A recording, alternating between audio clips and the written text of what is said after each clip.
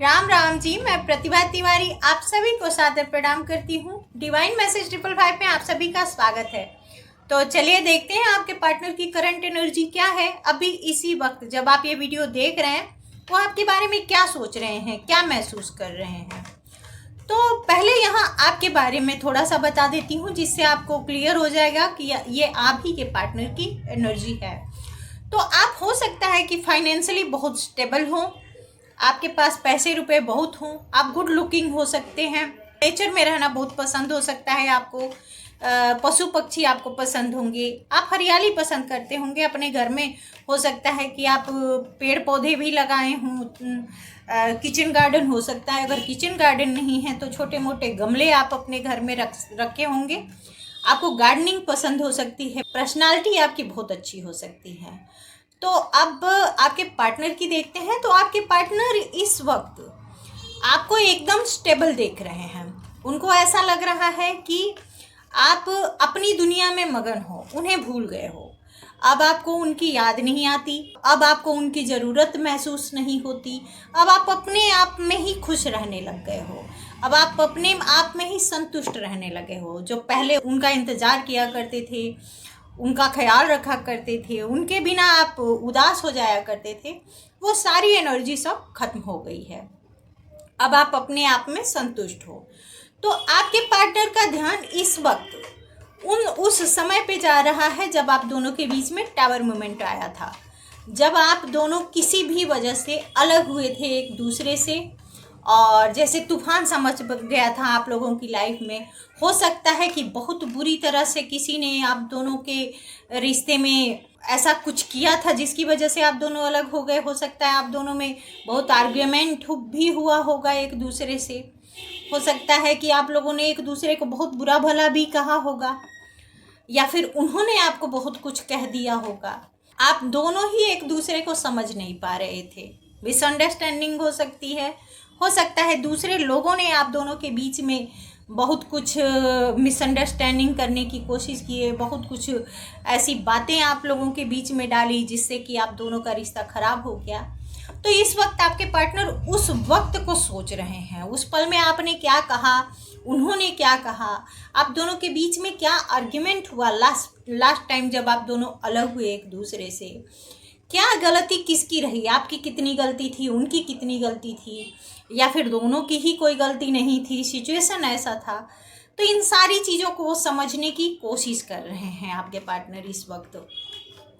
उनको अपनी भी गलतियां दिख रही हैं और आपकी भी कुछ गलतियां दिख रही हैं। उनको ऐसा लग रहा है कि हम दोनों ही इनमेच्योरिटी से अपने रिश्ते को डील किए और जिसका नतीजा ये निकला कि हम दोनों अलग हो गए। हो सकता है कि आपने अपने पार्टनर को फाइनेंशियली भी बहुत हेल्प किया हो, या फिर वो आपको बहुत ज़्यादा फाइनेंशियली हेल्प किए हो सकते हैं। तो इस वक्त उनका उस पर भी ध्यान जा रहा है। हो सकता है आपने कोई डिमांड करी हो आपके पार्टनर से और वो उस वक्त ना पूरे किए हों। हो सकता है आपने कुछ मांगा हो और उन्होंने कंजूसी के चलते आपको दिया ना हो, या फिर बहुत सारे रीज़न गिना दिए होंगे ना देने के। तो आपके पार्टनर इस वक्त परमात्मा के सामने अपने आप को सरेंडर कर रहे हैं। वो क्या होता है ना कि हम दुनिया से तो अपनी सच्चाई छुपा लेते हैं, लेकिन खुद से कैसे छुपाएंगे। खुद के मन को तो सब कुछ पता होता है कि क्या गलत है क्या सही, और परमात्मा को सब कुछ पता होता है कि क्या गलत है क्या सही। परमात्मा से तो हम कुछ भी नहीं छुपाते। तो वही वो कर रहे हैं, परमात्मा से वो माफ़ी मांग रहे हैं जो भी उनसे भूल हुई हैं, जो भी इनजस्टिस हुआ है आपके साथ, जो भी उन्होंने आपके साथ अन्याय किया है। तो परमात्मा से कह रहे हैं कि हाँ मुझसे भूल हुई, मुझे माफ़ कर दो। वो आपको कोई गिफ्ट देने की सोच रहे हैं। उनको ऐसा लग रहा है कि उन्होंने आपके रिश्ते में सही नहीं किया है, आप दोनों के रिश्ते को समझा नहीं, इनमेच्योरिटी से डील किया और आप दोनों अलग हो गए। तो इस वक्त वो आपको कोई गिफ्ट देना चाहते हैं, आपसे मिलना चाहते हैं, आपके साथ वक्त बिताना चाहते हैं। हो सकता है कोई बुके वगैरह आपको देना चाहते हों।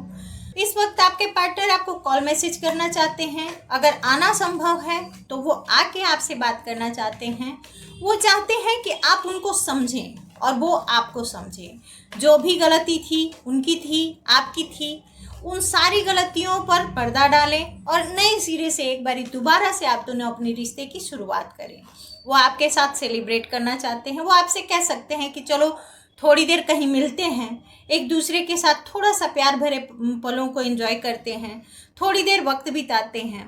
वो अपनी सारी बातें आपसे बताना चाहते हैं जो इस वक्त वो महसूस कर रहे हैं, जो इस वक्त उन्हें फील हो रही हैं, जो अपनी गलतियां भी हो सकती हैं और आपकी भी गलतियां हो सकती हैं कि वो गिनाना चाहते हैं कि हाँ तुमने भी तो ये गलती करी थी, मैंने भी ये करी, तो चलो कोई बात नहीं, दोनों ने गलती करी तो उन बातों को छोड़ देते हैं, आगे अच्छे से फिर रहते हैं साथ में। आपके पार्टनर आपके बिना खुश नहीं हैं, वो आपके बिना कुछ अधूरापन सा फील कर रहे हैं। उनको ऐसा लग रहा है कि जैसे उनकी लाइफ से किसी ने खुशियाँ चुरा ली हों।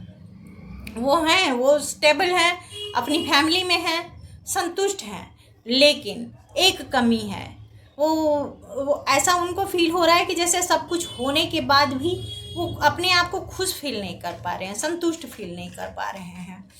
तो वो अपनी खोई हुई खुशियों को वापस पाना चाहते हैं। वो चाहे प्यार से हो, चाहे आपसे लड़ झगड़ के हो, आप ही के लिए लड़ भी सकते हैं कि नहीं तुम्हें मेरे साथ रहना है, क्यों नहीं रहोगे, क्यों नहीं रहोगी, हो सकता है हो गई गलती मुझसे हो गई तो अब उसका क्या, हमेशा उसी बात को सोचते रहोगे, ऐसे वो बोल सकते हैं आपको। उनकी फीलिंग ऐसी है कि अगर आप नहीं माने तो आपको भगा ले जाएंगे, चुरा ले जाएंगे आपको आप ही से। तो आपके पार्टनर की फीलिंग तो आज बहुत अच्छी है, वो ये आप दोनों के रिश्ते में एक नई शुरुआत चाहते हैं, आपका साथ चाहते हैं। अगर आपके पार्टनर के साथ शादी पॉसिबल है तो वो शादी की सोच रहे हैं, आपसे बोल सकते हैं कि मुझे तुमसे शादी करनी है, चलो शादी करते हैं। और अगर शादी संभव नहीं है आप दोनों के रिश्ते में, अगर वो मैरिड हैं या आप मैरिड हैं या फिर कोई और समस्या है, हो सकता है कि अलग अलग धर्म से आप लोग हों, तो अगर शादी संभव नहीं है तो आपके पार्टनर आपसे ये बोल सकते हैं कि पूरी लाइफ एक दूसरे के साथ ऐसे ही टच में रहते हैं ना, शादी नहीं करेंगे कोई बात नहीं, लेकिन हम एक दूसरे से बात तो कर सकते हैं, दोस्त तो बन के रह सकते हैं। तो आपके पार्टनर को कुल मिला के आप चाहिए, आपके पार्टनर आपके बिना नहीं रह सकते, तो वो चाहते हैं किसी ना किसी तरीके से कैसे भी करके आप उनसे टच में रहें, उनके आसपास रहें, ताकि वो भले आपको अपना ना कह सकें लेकिन पराया भी नहीं लगने चाहिए। आप उनको ये भी नहीं लगना चाहिए कि वो मेरी नहीं है तो किसी और की है, वो मेरा नहीं है तो किसी और का है, ये नहीं सह सकते वो। आप उनके भले ना हो लेकिन किसी और के नहीं रहो। तो ऐसी फीलिंग है आपके पार्टनर की। तो आपके पार्टनर तो आ रहे हैं आपके पास, अगर आना संभव नहीं है तो कॉल मैसेज करने वाले हैं और आपसे अपनी सारी बातें खुल के क्लियर बोलने वाले हैं। अब आपको डिसाइड करना है कि आपको क्या चाहिए, आप क्या चाहते हैं। आप दोनों के रिश्ते में स्टेबिलिटी आने वाली है, रिश्ता स्मूथ होने वाला है।